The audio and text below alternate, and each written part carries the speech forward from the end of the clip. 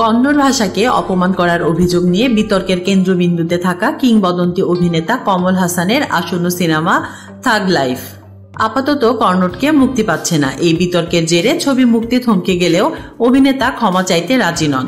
মঙ্গলবার 4 জুন কর্ণাটক হাইকোর্টে এই মামলার শুনানি হয়, যেখানে আদালত কমলের ক্ষমা না চাওয়ার সিদ্ধান্তে তীব্র অসন্তোষ প্রকাশ করেছে। কমল হাসান এই বিতর্ক সমাধান করতে কর্ণাটক হাইকোর্টের দ্বারস্থ হয়েছিলেন।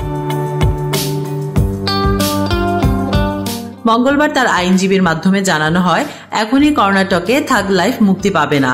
এদিন Karnataka film chamber of commerce KFC এর ক্ষমা চাওয়ার দাবির জবাবে কমল হাসান একটি লিখিত বিবৃতিও জারি করেছেন। আদালতের বিচারপতি কমলের ক্ষমা না চাওয়ার প্রসঙ্গে বলেন, স্ক্র্যাম্বল এক বানিয়ে ফেললে তাকে তো আর আনস্ক্র্যাম্বল করা যায় না। তেমনি মুখ ফসকে কোনো কথা বেরিয়ে গেলে ফেরানোও যায় না।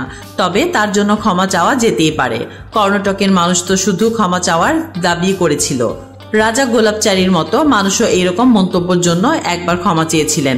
আপনি ক্ষমা চাইবেন না, অথচ ভাববেন কর্ণাটকে আপনার সিনেমা চলবে।